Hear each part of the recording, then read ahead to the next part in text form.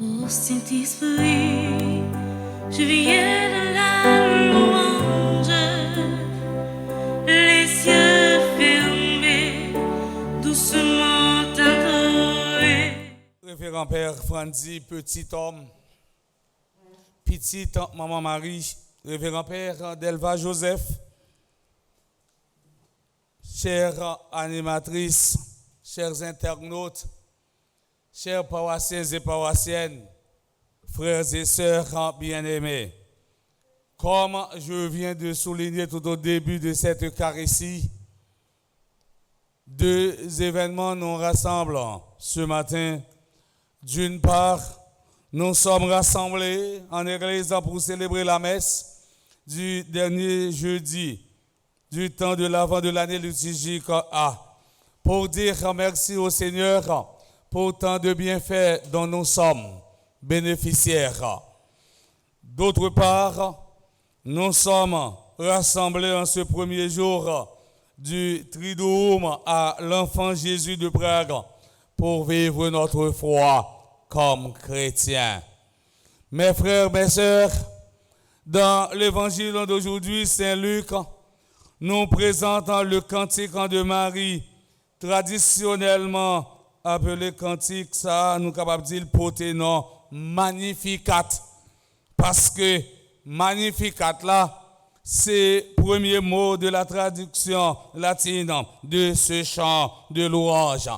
Magnificat anima mea dominum. Texte ça, frère Maxime, nous joignons dans le cadre visite Marie Talran Élisabeth. Pour Marie, la grossesse invisible d'Élisabeth confirme ce que l'ange lui a promis. Marie chante la grandeur de Dieu à qui rien n'est impossible.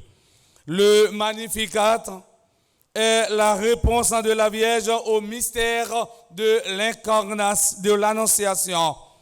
Le Magnificat exprime la mission de Marie en tant que servante de Dieu. Le Magnificat est un cantique inspiré et il est enraciné dans l'Ancien Testament. Pour Irénée de Lyon, le Magnificat réunit l'Ancien et le Nouveau Testament. Oui, le Magnificat de Marie reprenant le cantique d'Anne, la mère du prophète Samuel. Dans le Magnificat, Marie résume la prière des femmes d'Israël. Elle se souvient de l'expérience de Sarah, épouse d'Abraham, qui s'était exclamée « Dieu m'a donné de quoi rire, tous ceux qui l'apprendront me souriront ». Genèse, chapitre 21, le verset 6. Léa, épouse de Jacob, éclatait de joie et s'écriait « Quel bonheur pour moi, car les filles m'ont proclamée bienheureuse ». Genèse, chapitre 30, le verset 13. Judith, une autre femme d'Israël, a marqué la pensée de Marie. Tous la bénirent d'une seule voix. Tu es la gloire de Jérusalem. Tu es l'orgueil d'Israël. Genèse, chapitre 15, le verset 9. Anne, la mère de Samuel, dans son chant d'action de grâce, avait souligné la pédagogie paradoxale de Dieu au cours de l'histoire. 1 Samuel, chapitre 2, les versets 4 jusqu'au verset 7.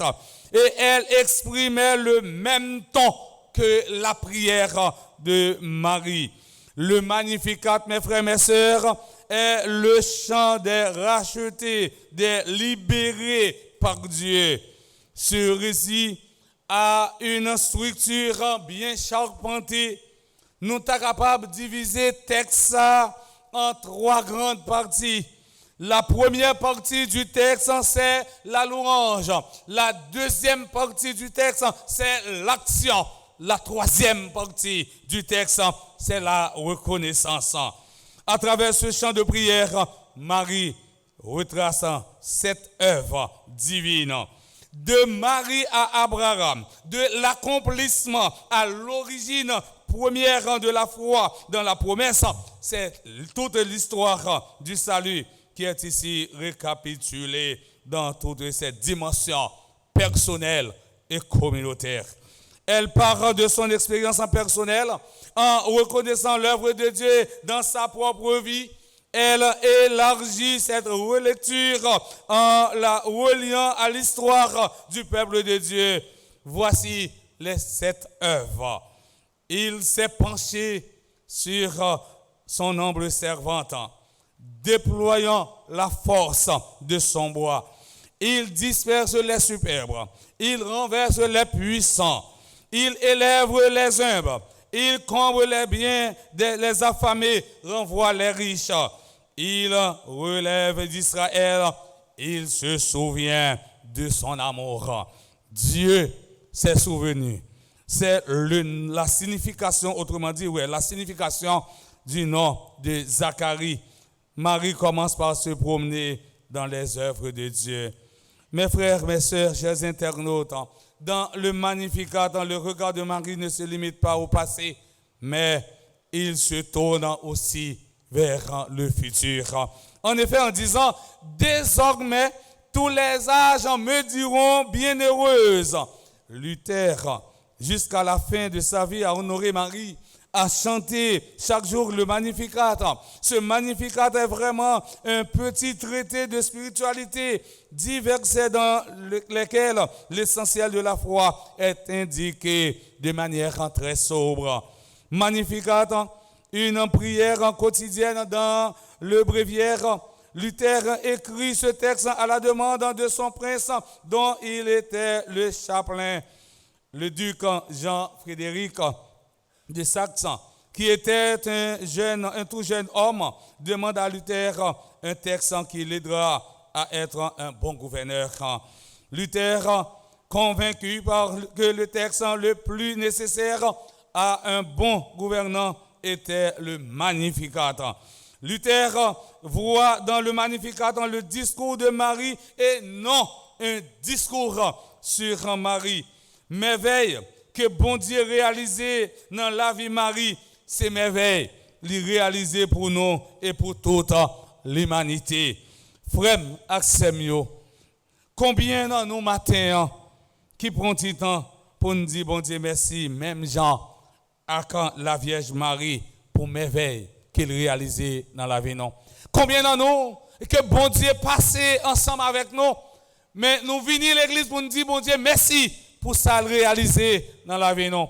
Combien dans nous qui t'a souffert avec une maladie, qui t'a souffert avec un cancer quelconque, eh bien bon Dieu lui-même lui opérer nous sans main les hommes qui nous viennent dire merci.